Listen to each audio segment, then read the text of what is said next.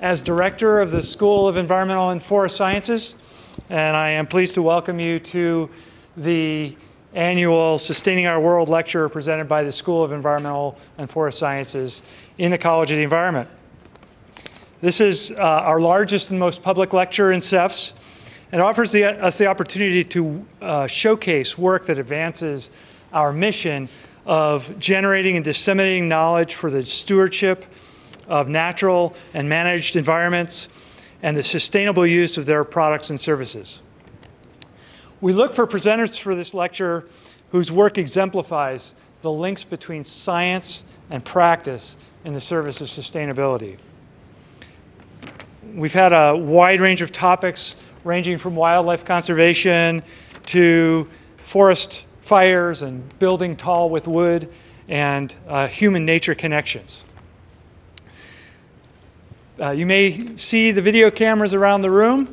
That means that tonight's lecture is being recorded, and if you want to share it with your friends, go back and re-watch it, or check some of our past lectures. They'll be on our website. I want to acknowledge the generous support of the Byron and Alice Lockwood Foundation, which made this evening's lecture possible. And I am most honored and thrilled that John Foley has agreed to serve as the first Sustaining Our World lecturer during my term as the director of CEFS. John is the executive director of the California Academy of Sciences. I've known John's work for a number of years, starting at the University of Wisconsin, University of Minnesota from there, and he's made a number of major contributions to our understanding of changes in global ecosystems, land use and climate, and global food security. And his work has inspired my own for a number of years. Not that we're old or anything. He has always brought thought big and brought rigorous scientific thinking to really challenging and thorny problems. Simply, John's work focuses on the sustainability of our planet and the ecosystems and natural resources on which we depend. Small order. A key focus of his work has been on society's use and production of food, water, and energy, and how that affects species extinctions, resource depletion, freshwater decline, and climate change. He's won numerous awards, including Presidential Early Career Award for Scientists and Engineers, J.S. McDonnell Foundation's 21st Century Science Award, an Otto Leopold Leadership Fellowship, a Sustainability Science Award from the Ecological Society of America, and in 2014, he was named winner of the prestigious Heinz Award for the environment. As executive director, bless you, of the California Academy of Sciences, John oversees that institution's programs of scientific research, education, and public engagement. He's one of the most effective science communicators I know, and has written many popular articles, op-eds, and essays in publications like the National Geographic, Scientific American, the New York Times, The Guardian, and many others. He'll be talking tonight about his newest initiative, PlanetVision, which inspires us to work together to look to science and nature for guidance to find a new way forward. We're hoping you leave here tonight ever more inspired to work with communities, businesses, governments, and individuals to put these world-changing ideas into action. It is with great pleasure that I present to you the 2018 Sustaining Our World lecturer, Dr. Jonathan Foley. Thanks.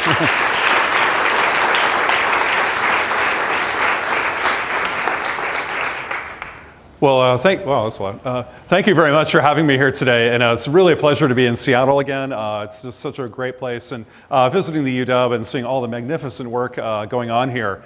I had the pleasure today of meeting a number of students and faculty and folks here at the university, and I hope to talk to a lot of you after this talk tonight too about the work you're doing here. But it's just truly inspiring and really great to be here. As Dan was saying, we're going to be speaking tonight, and this whole lecture series is really focusing on sustainability. And here we are in a school devoted to the environment, to forest ecology, and to the environment writ large here at the University of Washington. So you may think, and given my background as a scientist, that I'm going to be talking about science and technology or maybe policy and that kind of thing. But actually, I've come around in the last couple of years to think that the sustainability challenge we face most of all is really one to deal with our own history as a people and as a species and our culture. So I really want to kind of start with that. One of the things that's so bizarre and interesting about our time on this planet is how different it is from any other time something like humans have walked the earth. Something like us, something that would eventually become a human being, early hominids and even before that, have walked this planet for, I don't know, 6 million years or so, they tell us, right? Do the math. That's 300,000 generations of something like us who walked and lived and died on this planet. And one fact was undeniably true during that entire time. Earth was big. We were small. But that suddenly flipped around and changed entirely in just the last 2 or so human generations, compared to the 300,000 before us. So what happened? We suddenly felt that the Earth got suddenly very, very small, and we, our species, our civilization, got very large indeed. Why did that happen? Well, a couple of reasons. One, of course, is there's a lot more of us on the planet today than ever before. This is just a graph showing human population over time. For most of our existence, we're just in the maybe 100 million or less range. We broke the 500 million mark in the 15th century, the billion mark in the 18th century, 2 billion in the early 20th century, and then we suddenly rocket to over 7 billion today. 7.4 is the current number of billions of people on Earth. The good news is we're slowing down dramatically our population growth, and we will stabilize population. It can't grow indefinitely. And we'll see stabilization somewhere in the range of 8, 9, or 10 billion probably. I think 9, but others will give you a different number. We'll see. But the good news is slowing down faster than we anticipated. That's good, but it happened right after the largest growth in human numbers this planet has ever experienced. But even more than just the number of humans on the planet, of course, is what we're doing as a species, how skilled we are at using technology, using our resources, and transforming our planet. This weird picture I just showed over here, and I'm sorry the projector's kind of shifted the image a little to the left. Maybe they can play with that a little. But what we see here is that we can see the nighttime lights of our cities. Ooh, I like this. This is good. Ooh, here we go. They're literally moving the Earth for us. This is really cool. Excellent. Thank you very much. What we see here is the nighttime lights of planet Earth. At night, we can look down from satellites and see our cities, even our fishing fleets, our oil fields, anything that uses technology and creates light, we see it. And I don't have to draw boundaries and put names on this map to show you, hey, there's India, and there's Taiwan, and there's China, and there's Japan, there's South Korea, there's not North Korea. Right there. Well, that's Kim's house, the one with the light on. But, isn't that striking, the big difference between South and North Korea here? You can even see it from outer space. I mean, that's kind of amazing. So here we see the massive increase in human numbers, but even more importantly is the increase in our technological prowess and our ability to change the planet at a global scale. This is also very new. So one of the things I really want to point out is that our species' growth and our success has put enormous pressures on this planet, and a lot of it's happened very recently. If we just look at the last 50 years or so, we see incredible changes. Just in 50 years, the world population more than doubled. In just 50 years, the economy grew over 8.5-fold during the same time. So twice as many people doing more than 8 times more stuff. We use 3 times more food, about twice as much water, and about 3.5 times more energy in fossil fuels than we did just 50 years ago. The astonishing thing about this is not only did we change more than any other period in history, we changed more in 2 generations than the entire sum of human evolution and all civilizations' histories combined in just 50 years. Now, I'm about to turn 50, so I'm like, whoa, this is a lot of change in just a pretty short lifetime so far. So that's really unprecedented. What does this mean? Is that we're hitting kind of an inflection point in the species history. Everything is changing. Even the way we're changing is changing right now, right here, in a way that's totally different than anything our species has ever experienced before. And of course, this increasing population growth and resource consumption and so on is really degrading our natural resources and even large planetary systems that we depend on. Let me just mention a few of them and show you some examples. One, of course, is our use of land and how we're using ecosystems around the world. For example, this is a rainforest that's being cleared to grow oil palm in Indonesia. So we see, the massive clearing of natural forests to grow a very valuable commodity that's shipped all over the world. As the economy grows, so does the demand for palm oil. So this is a huge transformation of ecosystems right at the local scale. But we can look globally now using satellites and other data to look at our footprint of human activity. This is just the footprint of food, and only food. The green areas are where we grow our crops, the plant-based part of our diet. The brown areas are where we grow our animals, basically, the grazing lands and pastures of the world. Together, you put the green stuff and the tan stuff together, it's about 38% roughly of all the land on Earth. All the land there's ever been and all the land there will ever be is being used for one thing, to grow food, which is by far the biggest part of our footprint on the planet. Nothing else even comes close. If you put all the cities and all the suburbs together in the world, it's about 0.6% of the Earth's land. For every acre of sprawl, there's 60 acres of food out there in the world. So that's huge.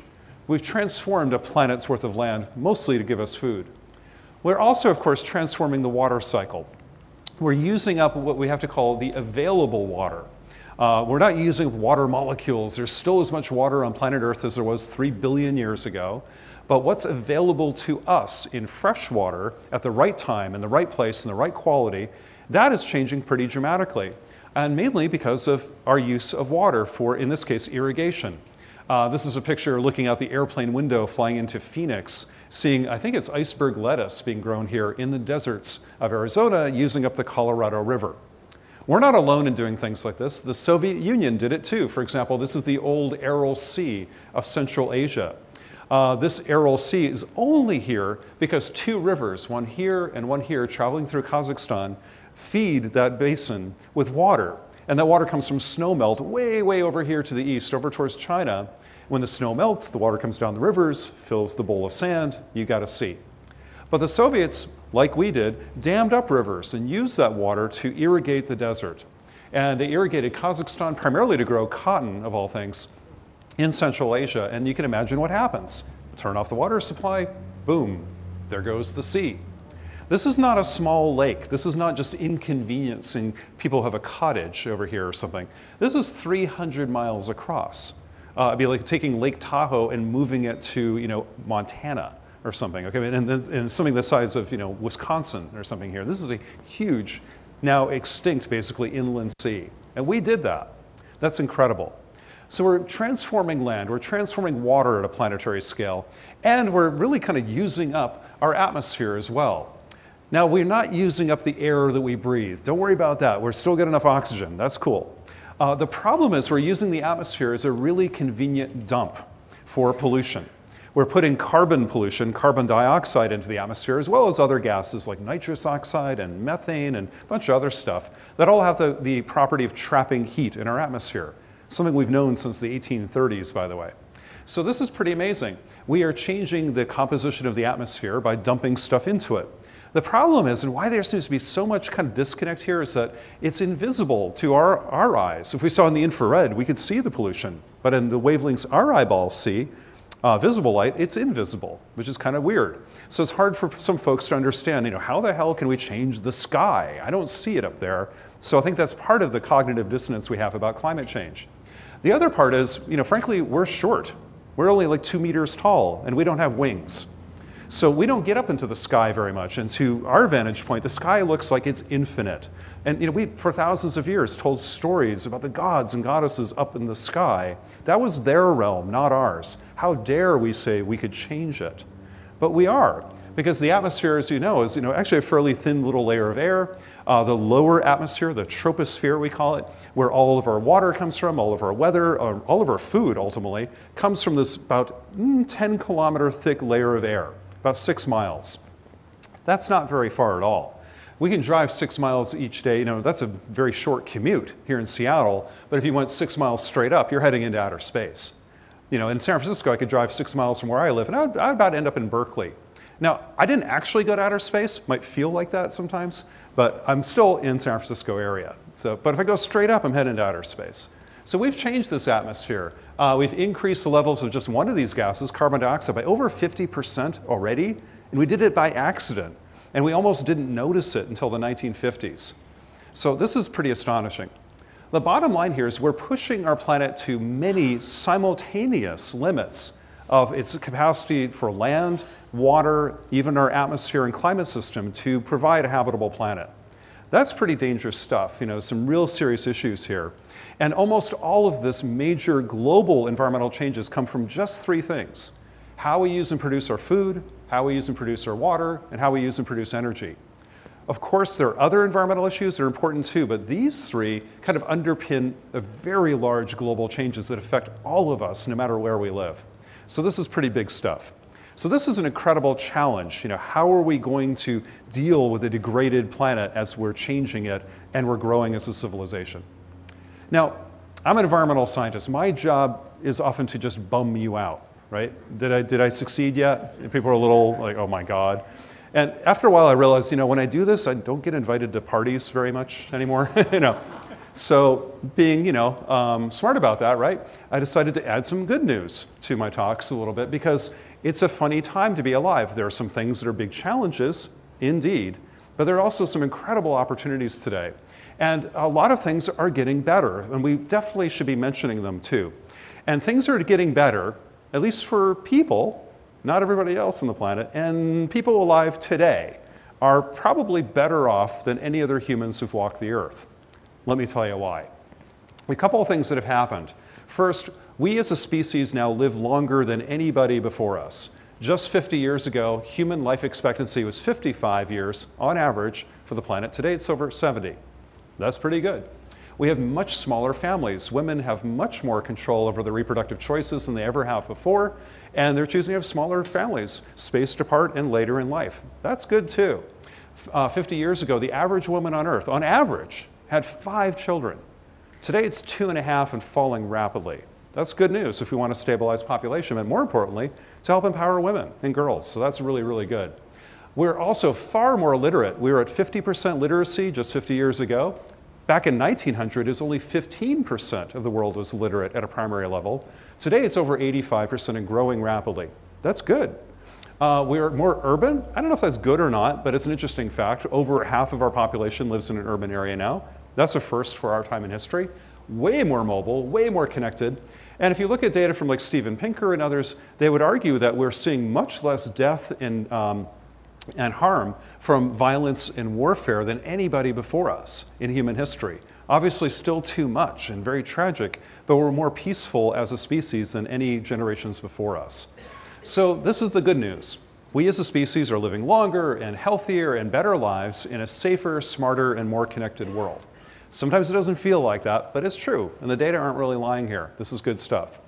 So, here we are. We're in this Dickens moment. Is it the best of times, the worst of times? Is it a time of planetary crisis, or is it a moment of incredible opportunity? I get asked this all the time, so which one is it, John? Which is it? Good times, bad times, which is it? Here's my answer. It's up to you. Which one do you want? Let's go build it, because we still get to decide. Do you want a better future, or do you want a really crappy future? Both of those options are still on the table, and they're not going to be on the table much longer.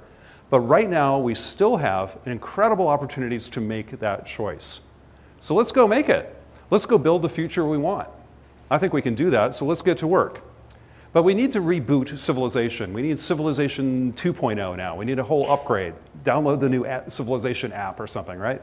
How do we do this? We need to think about how we use and produce food, how we use and produce water and energy and materials, our cities, our very lives.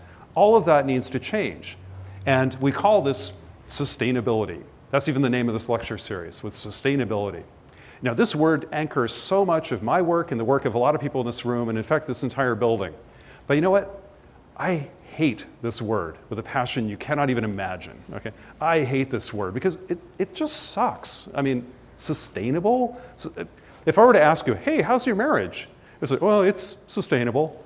I'm like, oh man, that sucks. I'm sorry. You know, that's kind of a bummer, man. You know, like, you know, nobody would design a marketing campaign with, what do we want to keep the status quo indefinitely for, you know, under certain conditions, you know, and following the Millennium Development Goals. Like, what the? Stop. No. This word sucks. Okay, I'm sorry. It's good for wonks, it's good for scientists, but you really want to win people over, we got to find a better word. What's weird, to me anyway, is there was no word in the English language for this idea. There's no word in any, as far as I know, any Western languages for this idea. Like, hey, how about we build a civilization without destroying it? That'd be kind of cool. We didn't have a word for it. We didn't even think it was something to worry about. That's kind of crazy. In German, I can't speak German, but the German word for sustainability is something like Machalkheit, I think it's pronounced. It's the best literal translation is pasteurized. It means let us treat it with somehow so it doesn't get spoiled. Like, what the hell? I mean, we need a better word, okay? So please work on this. In the meantime, I don't have a better word, but I know what I mean when I say sustainability. I'm saying, hey, how about people and nature thriving together? And let's do it today and keep doing it tomorrow. That'd be good. But unfortunately, that's more than one word. We need a better word. Let's see if we can do that. But what we need is we need solutions to get us there. Absolutely, we need solutions. But we also need new kinds of leadership to get us there because honestly, we're not seeing it right now. So what I want to tell you about tonight is some ideas about solutions and how we change the conversation and lead ourselves to this more sustainable future. But we have had leadership in this country before that did inspire us, that did challenge us, that did drive us forward. We were inspired and challenged by Martin Luther King, who said he had a dream. He didn't have a PowerPoint. He didn't talk about sustainability or Millennium Development Goals or whatever. He had a dream. Dreams are things people aspire to. I want to see the sustainability dream. Let's build it. But we were challenged with a dream. Or Kennedy asked us, don't ask what the country can do for you, but what can you do for your country? What can you do for the world, et cetera? This kind of dream of Kennedy, but also to move to the moon and come back to the Earth. I mean, incredibly inspiring moments. We've come up with them again and again and again in this country, from incredible dreams to shared visions of who we could be as a people. And now we have not a common dream, we have a fragmented nightmare. And I don't care who you voted for. We seem today to not be arguing about the persistence of our dreams and what we could do together. We're arguing about what version of the nightmare do you believe is true. Neither of these candidates, none of them offered a dream or hope. They offered different versions of fear. And this is where we are today, and this is extremely dangerous. And I really want to call out all of our politicians. This isn't partisan. A lot of them do this. Our politicians and media organizations are deliberately doing this to us. They're doing this on purpose. They're instilling fear. They're dividing us. And they're doing it for themselves, for money, for votes, for clicks, for fame. And we shouldn't even tolerate it. I mean, this is so dangerous. And you don't believe me? Look at the data. We've been tracking sentiments in this country, how Americans feel about their country and things, polling basically. People have been tracking this for over 150 years, even in some cases longer. We know very well what's going on. Today, for the first time, and this is an incredible new low, people don't even trust the media at all. Only 11% of our country have a great deal of confidence in our news-telling organizations.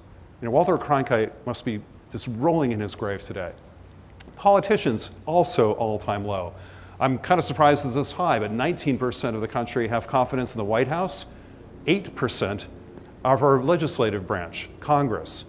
How could you have a functioning democracy like this? This is incredible. We are now paralyzed by fear, anxiety, and distrust. It's incredible. Half of Americans report significant stress in the last couple of years. A third of us say it's affecting our health. Mental health, physical health, and combined. A third of Americans. Think of the lost productivity, think of the lost economics behind this, think of just the fear and all the anxiety that this is producing in a lot of us. This is really scary. And for the first time in American history, more Americans are fearful of the future than not. That has never happened before, even during the Civil War. even during the Depression, even during World War II, Vietnam, Korea, Watergate. We've never been this fearful or this despondent before. Unbelievable. This is scary stuff, but I want to leave you with one kind of funny statistic. At least I find it funny, but sad at the same time. Even though we're more divided than ever, there's one fact that gives me a little bit of hope. It turns out that 80% of Americans do agree on one thing. The vast majority of us agree that we can't agree on anything. So 80% of Americans agree that we are more divided than ever. Wow. Now, why am I talking about this? I'm talking about it because it's dangerous. This is dangerous for our world, it's dangerous for our democracy, for everything. But it's basically because if we don't fix this, nothing else matters. If we can't fix civil discourse, if we can't fix the cultural erosion of America, if we can't fix the narratives that we share about ourselves and the future, you can't fix anything else. So in a polarized, hopeless world, having good science or a new technology or some policy instrument, it doesn't matter at all. Because no one will even let you talk about it. You can't move forward together if you're tearing each other apart. So, as a lot of you are biologists, you know this thing called the Liebig's Law of Minimum. Like, what's the thing that limits you most? Right now, culture limits us more than science or technology or markets or policy into building a better world. Because if we don't get this right, the other stuff can't be implemented. We need to change the conversation. This is so crucial. So here's what I believe. I believe we can build a better world, but we can only do it if we can help envision one together. You can't build a better world if you can't share a vision of what it could possibly be, or at least have the conversation around it. But to do that, we need new kinds of messengers and very different kinds of messages to move forward. Now, how about new messengers? Who should be helping us get there? Well, this is a very biased point of view because I happen to work at one. But one of them, I would argue, are cultural institutions, because that's our business. You want to change culture? How about people who do this for a living? Like museums, or aquariums, planetariums, parks, places where people convene, civic places where people come together.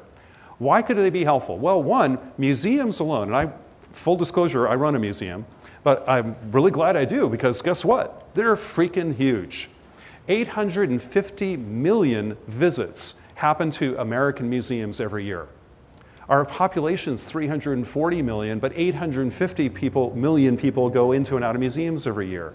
That's an incredible number. That's more than all of the sports stadiums in the country combined, plus all of the theme parks in the country combined. So when you're beating the NBA, NASCAR, and Disney combined, and then some, you got something. And until Facebook, this was the largest cultural force America ever unleashed in the world. Incredible. They're also trusted. That's even more important. Museums get about an 80 to 90% approval rating from Republicans and Democrats. We are not more trusted than we were before, but everybody else has fallen down. So we are now not only the most trusted institutions in America, I would say we're probably the only trusted institutions in America right now. And sadly, universities have fallen dramatically in the last 3 years. A third of Republicans think a college education will do their children more harm than good. That was not true 3 years ago. 3 years ago, that's it. We have a problem. But museums, at least, are still trusted. So we're huge, we're trusted, and it turns out museums do a big share of teaching about science in America today. Now, we tend to think Americans don't know anything about science. No, that's not true at all.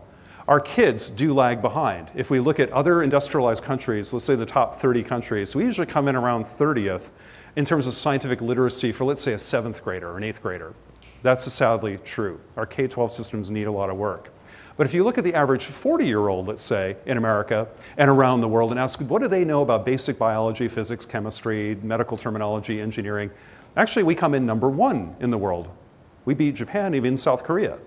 And you know, what happened? Why? Well, one of the reasons is great universities. Our community colleges, universities, research universities, the liberal arts schools, all of them in America are the best in the world. And also, we require all of our students to have some science classes, even if they're majoring in the arts or law or medicine. So our kids in America have pretty poor scientific literacy compared to their peers at their age. But later in life, Americans actually get really good scientific literacy because of our colleges and universities make up for a lot of it. But also we have the best informal science education in the world. We have the best museums, the best planetariums, aquariums, zoos, parks. We got the National Geographic. We got, Neil deGrasse Tyson. We got Science Friday. No other country in the world. Okay, they got Attenborough in the UK, but other than that, I'd love him to come here. But other than that, we're pretty damn good at this stuff. And we had Carl Sagan too. Don't forget about that. So we got some great science communication in this country. And it turns out Americans learn about 70% of the scientific literacy they get over their lives happens in informal settings. Not a college, not a K through 12 school, but in informal settings. And of that, museums are the largest. So strangely, we're the biggest cultural force in the country until Facebook. We're the most trusted, certainly more than Facebook. And third, we are the biggest science teachers in the country. So I'm like, wow, that's pretty cool. Maybe we should use that. So if places like museums and parks and aquariums could step up and be kind of a trusted place for talking about these issues, that'd be great. But we also need new messages too. And this is one of the things that's so important, because right now, the dominant kind of narrative about the environment is really dominated by fear. You hear so much about fear in environmental issues. You'll see, like on climate change, for example, so many pictures of collapsing icebergs, drowning polar bears, forest fires, hurricanes, you name it. It's designed to make you afraid. And this is really, really disturbing. But this is a very bad communication strategy too, because it doesn't actually hit most Americans. It aims at the edges. There's an interesting study from Yale called the 6 Americas Report that points out that America is not red or blue when it comes to climate change. There are about 6 shades of climate belief in America. This is what they are. There are people who are critically alarmed. They're not just believing in climate change, they're really freaked out about it. And that's what the fear messaging is aiming at. Over here, you've got the people who are totally dismissive and say, not only do they not believe it, they think it's a hoax. This is like Rush Limbaugh, our president, a few other people, you might imagine. So this is kind of, oh, by the way, I love this idea too, that somehow a bunch of scientists could pull off a global hoax. I mean, a bunch of professors got together 150 years ago and said, you know what we're going to do? We're going to screw with thermometers for the next century and just to mess with people. I'm not sure why we're going to do it, but it'd be a lot of fun. What the hell? And I look at people like, you really think we're capable of pulling off? I mean, have you been to a faculty meeting, like ever? I mean, we can't even agree on the color of the paint on the walls or something. I mean, come on, this is ridiculous. But okay, you want to believe that, that's fine. The problem is the messaging on environment you hear is that primarily fear-based isn't aiming at most Americans, it's aiming at your base or the enemy. So this is kind of where environmental messaging has gone completely off the rails. So this is where those fear-based messages are aiming. This is aiming at your donors and your activists. These are the people who write your checks and show up at your protests. Great. And this is the people who hate you. Okay. But you know what? There's 71% of the country is somewhere in the middle. They're movable, and you're not talking to them in ways they can hear you at all. In fact, they're tuning out.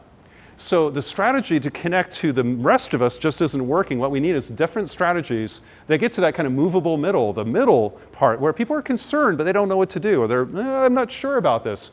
Maybe they're not that engaged, or they're doubtful, but they could be convinced. They're at least persuadable. So how do you do that? Well, first you have to figure out what inspires them. And hey, scientists, I hate to tell you this, it isn't facts. I'm a scientist too, but you know what?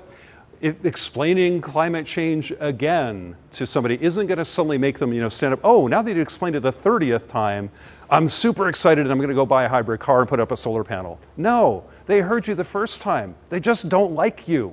Okay? It's that simple. It's cultural. It's not scientific at all. So you have to create an emotional connection. They have to want to hear you. And the so-called science deficit model, if I just tell them the facts again, isn't correct. There's evidence saying it's wrong. We need cultural context. We need to make sure people hear you and want to hear you, and then they can hear the facts. But if they don't want to hear you, they ain't going to hear you. So what inspires people? The middle, those 4 Americas in the middle, they don't want to hear about fear. They want to hear about hope. Give me some hope, because I'm so freaked out right now. I'm so anxious. I'm hiding under my bed.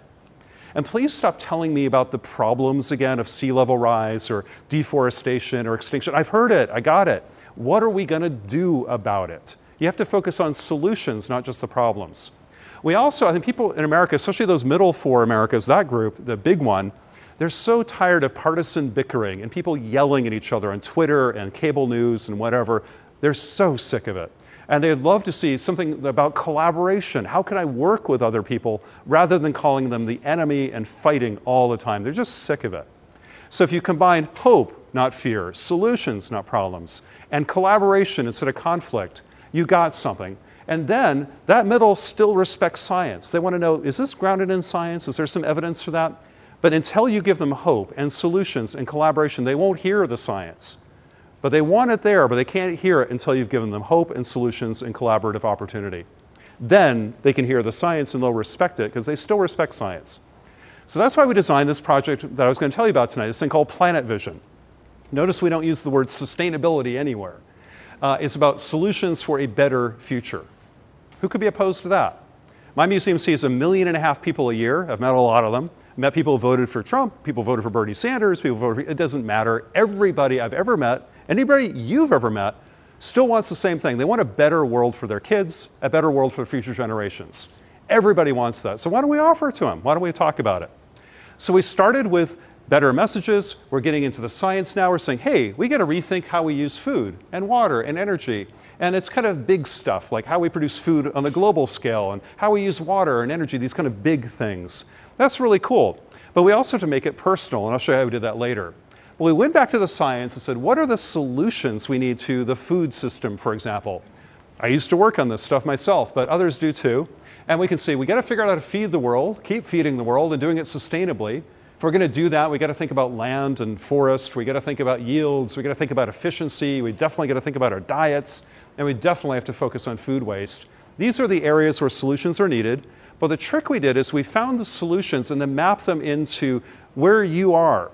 You know, are you just an individual at home who wants to help out? Great. You can start with food waste. Here's what you can do.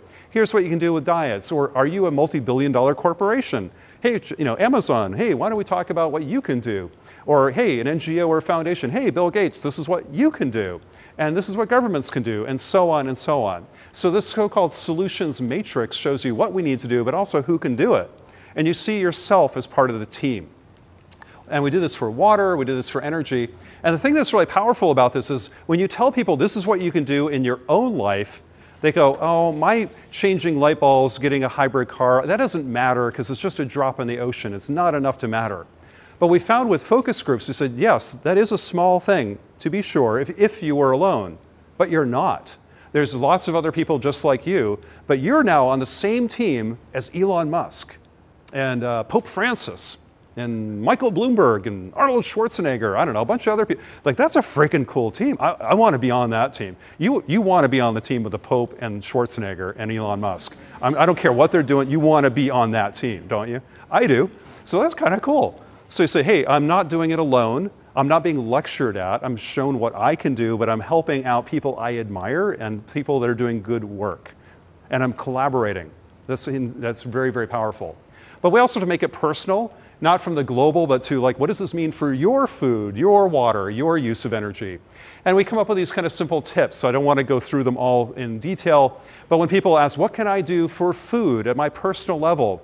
We don't want people to argue about GMOs and organic and just polarize ourselves. And it turns out it doesn't matter that much anyway in the larger food system. The biggest number of all, the biggest problem in the global food system is waste. 40% of all the food on Earth, regardless of how it's grown, is thrown away or lost in the system. We got to fix that before we do anything else.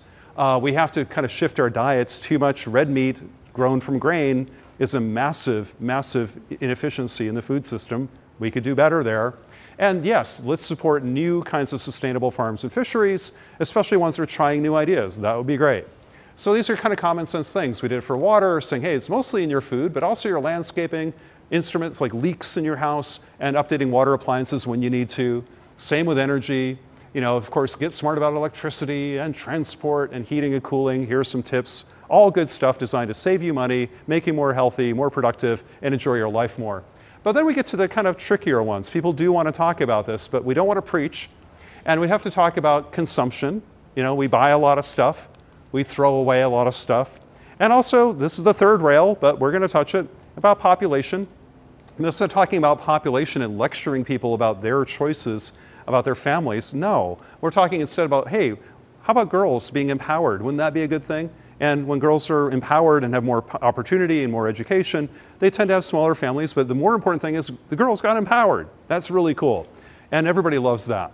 So we're talking about big issues, but we're doing so in a way that can be heard by messengers that you can hear in ways that are tangible to you and get you excited. And this works pretty well. Let me just show you a short little video clip about this, and then I'm going to show you how we're going to disperse this and implement it and kind of take it to scale. Well, it's just a little kind of overview clip. It's about 2 minutes, so let me just roll this, see what you think.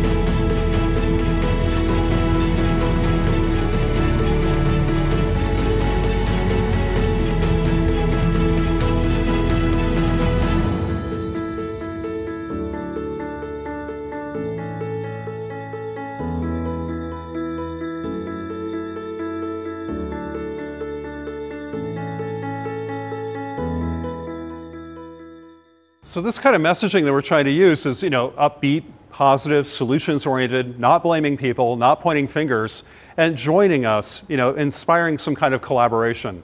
We're trying to use trusted local places like your local museum, your aquarium, your hometown institution that's not a corporation and it's not a government agency. It's just some local folks who just share stuff with you and your kids with inspiring messages, but also backed up by good science. So this is kind of where we're going with this.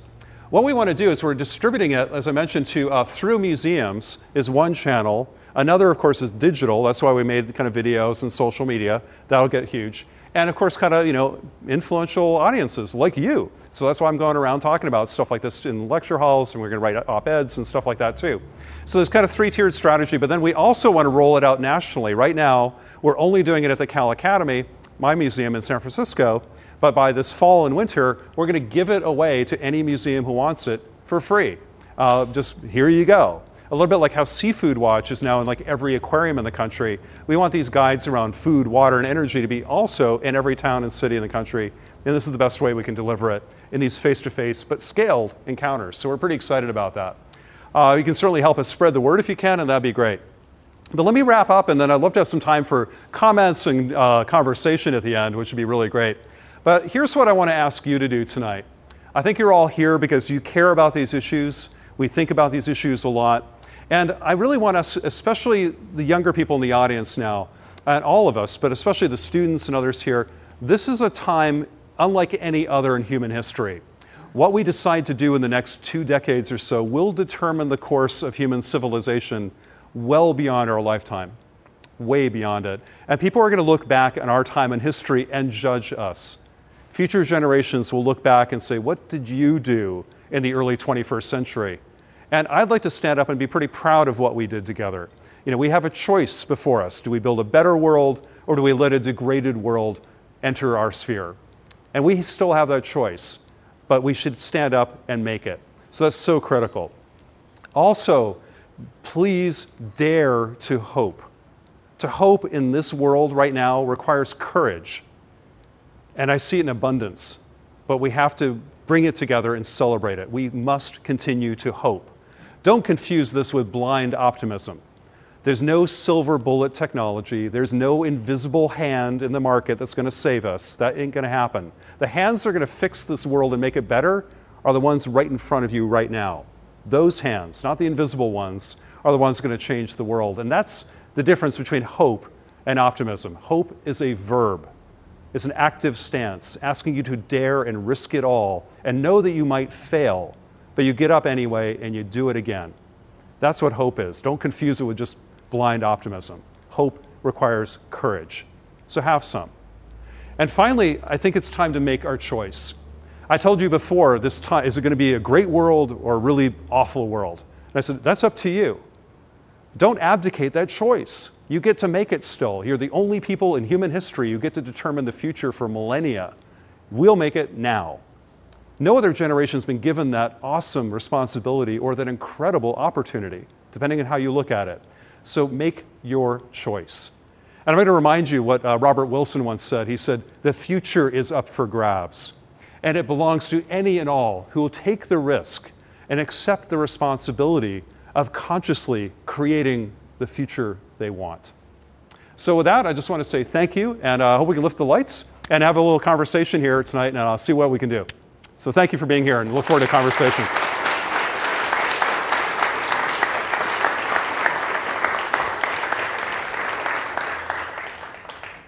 Sorry about the audio, but I'll use my inside voice. No, I don't have an inside voice, I was told once. So comments, questions, let's have a conversation, folks. Yes? Oh, they're roaming around with microphones, by the way, because this is going to be recorded and or something, so they'd like to pick up the audio. So if you could wait for the mics, great. But I'll probably repeat them anyway. It's just recording to the video. Oh, it is? Oh, okay. All right. So one of the things that I'm most excited about right now is something that I'm seeing more of is the focus on soil. Yeah. As an opportunity ecologically, way beyond just the trying to preserve it and keep it in place, but the whole biology of that soil community. And I wondered if you might want to comment on that. Yeah, let me repeat the question because you might not have heard it around the room. The question is a great question about the potential for soils to play a positive role in shaping a better future. I'm extrapolating from your question, but there's a lot of discussion today about what people call regenerative agriculture. Not just sustainable agriculture, let's keep it from getting worse, but regenerative, which is a better word, not great, but better.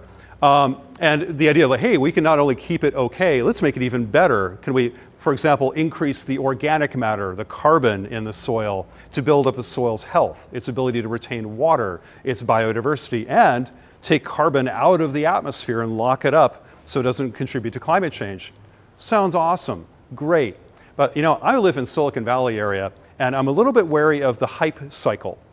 There are people out there who are kind of overhyping how much on climate change we can solve with soils. It's not that much. And soils are like a bathtub. They'll eventually fill up. And the cows keep burping. So if we're using grazing systems to restore the soil, that'll work for a while. And there are a couple of cases, one in Marin County that Wendy Silver has looked at, one or two others have been published. Most do not. But some systems can be carbon negative and pull carbon net out of the atmosphere, even accounting for cow burps and cow farts. But eventually the soils fill, and by the way, my ex-wife is a veterinarian, and she taught me one thing at least, is that cows burp methane. They don't fart it as much, they burp it. I'm sorry to use those words, but hey, we're all adults. So when people talk about cow farts and silly research on climate change, you can remind them gently that cows burp methane. Thank you very much. Anyway, so I lived in Wisconsin for a while. It's required that I knew that. Anyway, so the point is that cows continue to release methane, a powerful greenhouse gas, after the soils have kind of done restoring. So then what? But in the meantime, let's fix all the soils we can. That's great. It's good for biodiversity. It's good for water. It's good for erosion.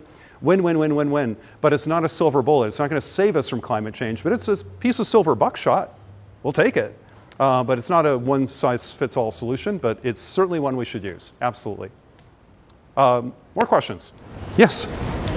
Thank you very much for that talk. You talk a lot about we, and I really enjoy what you say about that we should dare to envision our future. But overall, you let the we be rather poorly defined.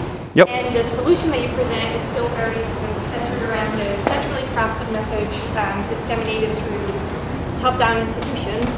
So my question is, what do you think the role of your institution is in rather empowering communities to build a more inclusive vision for our future? That's a great question. I'm paraphrasing here in case you didn't hear it. I kept on using the word like we, and kind of like in a language that's like, hey, we're all doing this together, and yet she's pointed out very nicely, like, well, yeah, but you already kind of decided what you were going to tell people, and you're disseminating something that has already been cooked up in your museum. So where's the we? It's going to, how does this become our vision collectively? Great question. So we are not really a top-down organization. People choose to go to museums. We're not telling anybody anything they didn't want to come see. We're not forcing people to do anything, and it's a conversation. We have the exhibit that we're doing here. It's actually, most of the time, it's staffed by just a couple of people who just want to talk to you and have a conversation. So it's actually implementation. It's pretty conversational, very like, hey, what are you thinking here? Stuff like that. One of the things that's so cool is we want to empower people to do things themselves. One of the things that was so bizarre to me, and it sounds like a stereotype, but especially millennials right now, people are really afraid to do stuff themselves anymore, like changing their shower head. A lot of people are like, I don't know how to do that, and they're afraid to. Like, what? Okay. Or changing the thermostat in your apartment or something, like, oh, I don't know how to do that, I have to hire an electrician. We're like, no, you don't, we can help you. So we actually have like, we don't tell Apple this, but we kind of call it the Genius Bar, but not officially, of course. I don't want to get sued by Apple, and in the video, no, we didn't say that. Anyway, but it's like, hey, we can show you how to do that too. And you know what we do deliberately is our, kind of home improvement kind of table there at the Academy is not staffed by a 50-year-old white guy wearing plaid or something, which would be way too typical. We make sure there's older people and younger people, people of color, women who are doing this more than men, and stuff like that. So it is a lot more inclusive and really tries to reflect who we're talking to. And we listen. The nice thing about museums is we've learned that, we humans have 2 ears and 1 mouth. We should try to use them in that ratio once in a while. So you have a really good point, and one we have to address very, very well. And so this is why we want to kind of bring this to the local institutions. And this is iterative. Like I say, here's our ideas, let's hear yours. And this is meant to iterate over time and be improved.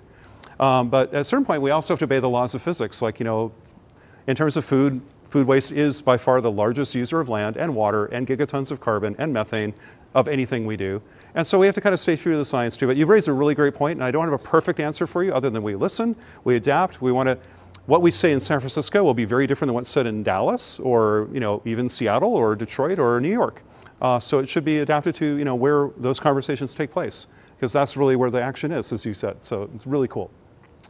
Thanks. That's a great question, by the way. That's really cool.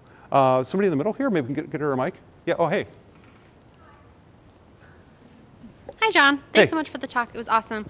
So I think it's great that this is being rolled out in museums. I love museums. I would love to work for a museum someday. Could you speak up a little bit? I was just saying that I love museums. I would love to work for a museum someday. But subtle hint there, huh? Yeah, Okay. yeah, subtle hint. However, I think one thing that hasn't been addressed, at least in this talk, is how you would get people from underserved communities who might not be able to afford to attend a museum to learn this material, to actually have access to PlanetVision. If it's being offered in museums and museums are trusted, that's great. But how do you get the people who might not be able to afford access to the education there? That is so important. So the question was, how do you guarantee that programming like this, if it's delivered in museums, is truly accessible to everybody, including folks who are economically disadvantaged or otherwise disadvantaged? And how do we make sure everybody hears this message? I couldn't be more committed to that. The Cal Academy, we give away 350,000 free visits a year, more than anything in the Bay Area by far. Even the San Francisco Giants can't match that. We do more than any museum on the West Coast, in fact, which is art, science of any kind. And when we do that, we find actually the demographics of people who visit our museum anyway are exactly the same demographics of the 9 counties of the Bay Area. It's about a third Asian, about a third Latino, a third Caucasian, and everybody else, kind of an African American and everything else. It kind of looks like the Bay Area. That's pretty good. But you have to have programming that does this. For example, it's not just enough to waive a ticket price. It turns out kids sometimes can't get to your museum because the schools can't afford buses anymore. So Google, for example, last year helped us bring every middle schooler from Oakland to the Cal Academy. They bought the tickets. They said, that's not enough. You got to get the buses too. Like, okay, we'll pay for the buses. They weren't Google buses. They're just school buses, but it was still cool. It's okay. And third, we said, you know what? A lot of these kids' parents can't take the day off of work and be chaperones. They said, we got this. And they sent 20 of their staff for a week to be voluntary chaperones all week with these kids. I'm like, that was freaking awesome. That was really nice. So we did some stuff like that. Other museums try to do that as well. The Seattle Aquarium is very good at accessibility programming as well. We all could do better, but it was really the best thing I think I've ever done in my career is a couple of weeks ago we announced we landed a $20 million set of grants to the Academy to endow field trips for free for every child in San Francisco, kindergarten through 5th grade, forever. You know, every year they get multiple field trips. Then we give them family passes. Then we have free family nights where we have interpreters there for people who don't speak English or Spanish or something. So we have all sorts of interpreters. It's incredible. It's the only city in the world to have ever done that. So museums are working really hard to be more accessible, and they're far more accessible than higher ed, I have to say. Art museums have more to do, but science museums and aquariums generally look like the communities that serve them. But first, we're going to make sure our staff kind of reflect the community they're in, and then our visitorship, and we got to remove all those barriers. And it requires work and money, but we can do it. It's so, so important. I couldn't believe. I do not ever want the next Rachel Carson, the next Neil deGrasse Tyson, or whoever, somebody who could change the world, to not visit our museum. That'd be criminal. Just because they couldn't afford a ticket, or they couldn't get on a bus or something, or their parents couldn't take the afternoon off. Hell no. That's unacceptable. So, you know, this is where we can democratize science the most. We have to keep working on it, great point, but there's a lot of room there. I don't know how much time we have. Got a couple more questions. There's one in the back there. How about, you want to do that? And then how are we doing on time? Okay, how about 2 or 3 more questions, but yes. I was just curious to hear what your plans are to globalize these ideas. Your marketing seems very focused for here in the US museums. How do you plan to extend that to the rest of the world? Well, that's a great question. My staff are already kind of freaked out about the idea of doing this nationally, let alone globally. The question is, how do you take this to a global context? I don't think it's a good idea for a San Francisco American institution to go to, especially a transitioning economy or developing countries. Here, hi, I'm a white guy scientist from San Francisco, and I'm here to help you. No. But if others want to emulate this and say, hey, we'd like to adapt this and use it in Brazil. In fact, we've been approached by a few, can we translate this and use it in our country? So, okay, we'll think about that. But first, we're just doing it locally. We're going to try it nationally for a while, but before we can kind of go globally with this, we have to kind of find the right institutional partners, starting in a few places, and let them adapt it to, again, your question, like how do you make it theirs, not ours? And so this has to evolve and really reflect the communities in which they exist. It may not translate. The whole premise is based on that like 6 Americas data set of what connects to the movable center of America that it hasn't been talked to about these kinds of issues effectively.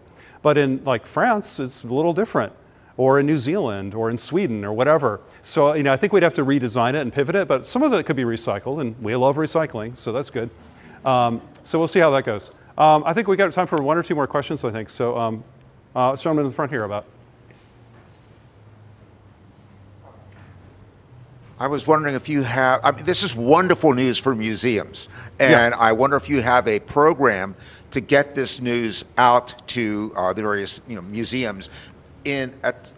We have in Seattle the Pacific Science Center, and they have a reduced price for disadvantaged folks, and it's tremendously successful. So the parents take their kids there, and for babysitting and free entertainment, and it's just a great deal for getting the word around. Well, what we're going to do, the question is, hey, will this show up in Seattle, like this, is the Pacific Science Center, so it's called?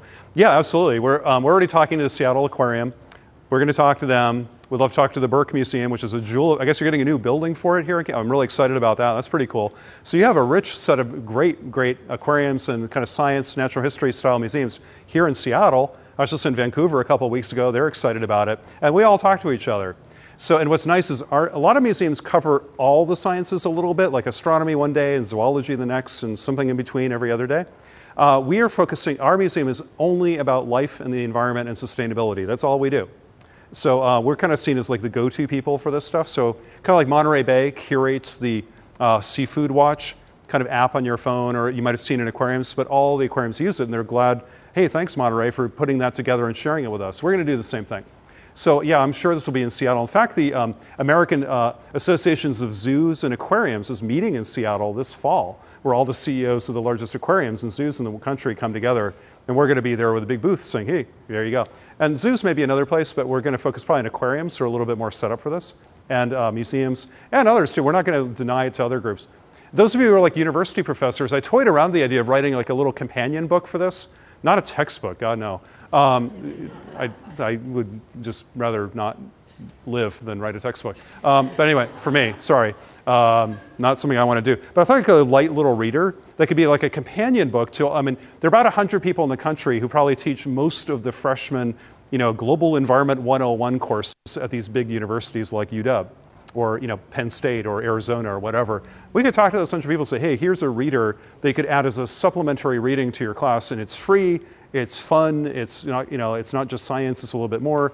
We haven't done that yet, but we thought that's another kind of cool audience we could reach, just kind of the college freshman lecture course. Why not? But we haven't done that yet. So hopefully build more audiences too. Okay, any one last question? I think we have time for that. Otherwise we should wrap it up.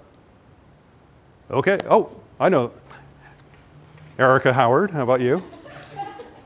This is a former graduate student of mine I haven't seen in a while, so I'm very pleased to see you here. How are you? Hi, John. Good to see you. Hey. So last question. Sorry if this is a... Oh, you're going to stump me, aren't you? You're going to get even. Well, I'm wondering, so cultural institutions like museums are more trusted, potentially because they've been less politicized in the past. And as you develop a higher profile and get into this kind of messaging, is that still going to be true? That's a great question. So if you didn't hear, the question is like, so you're trusted now, but if you keep going, what's going to happen? Paraphrasing. That might happen. But if you have trust capital and you don't spend a little of it, what are you doing it for? If we just sit on the sidelines during the most urgent period in human history, I think it's unethical and recklessly irresponsible, especially of scientists, to stay out of the discourse of our world. For some bizarre reason, scientists think they have a Hippocratic oath of saying, thou shalt not touch politics. I would encourage you to learn some Greek. You know what politics means? It means the affairs of the people. It doesn't mean partisanship or elections or nominating a candidate. That's not what that means. It means talking about our issues together as a people. Science should definitely be part of politics with a lowercase p. Call it politics with a capital P, if you will, partisanship, endorsing a candidate. You can't do that in a nonprofit. You shouldn't touch that, of course. That's just good stewardship. But you should definitely enter this discourse, and I think museums have to. But we're sticking our necks out more. We're the only museum on Earth to have divested from fossil fuels. We're the only museum on Earth to say we will embrace the Paris Accords. In fact, we're going to beat it easily. We stand for LGBT issues. We do a whole bunch of things. Because not only are we a science institution, we are the largest cultural institution of any kind in America's supposedly most progressive city. Though Seattle might come in second. I don't know. Maybe you're going to beat it. I don't know. We think we are, but you probably do too. It's like Lake Wobegon. We're both #1. It's great. So anyway, so we ought to step up because who else will? But does that mean we're going to get some static for it? Oh yeah. I've lost a few donors, not many, but a couple, 1 or 2 that hurt, but that's okay. I can still look myself in the mirror, and I think we're doing the right thing. But we should still be objective, driven by evidence, and have empathy. I think this is where people lose trust, is when they don't believe the other side is even being fair or that they're out of touch. Let me leave one last comment about universities a little bit and the erosion of trust. That wasn't quite your question, but since we're at a university and this question of how does trust get eroded? You know why universities are losing the trust battle in America? You think it's a fact battle. It's a culture battle and you're getting your ass kicked. You know why? Because you look like you're out of touch. And this is why they're doing this. Other people who want to discredit science for their own financial and personal gain, and you can guess who they are, they don't want to argue with environmental scientists about science. They want to paint you as out of touch liberal elites who aren't real Americans. In fact, there are memos, strategy documents out there showing exactly how they're doing that. If you fall for that trap, you're helping them. So don't do that. Please try to figure out how to connect back to regular American values. Talk about emotional things that connect you to people's values. Then you bring in the science and the scholarship. But if you seem out of touch, liberal elites in the ivory tower, you've already lost. Museums do a better job of this, though we need to do better. Art museums need to do better, but we do a little bit better at that. But we have to be, I think, empathy, kindness, and respect, especially with the people we disagree with. You know, the worst thing in the world, if you want to make friends, is to call somebody stupid. And unfortunately, sometimes in the academic community, think like Richard Dawkins or something like that, we come off as a little smug and a little too, hoity-toity. That doesn't help our cause. So totally right point, but I think if we navigate it with respect and empathy and kindness and a little determination, we'll probably be okay. Talk to me again in 5 years, we'll see. Hey, thanks so much for being here tonight. I really enjoyed it, and there'll be some time a little bit later. Yeah, thanks, man. Yeah.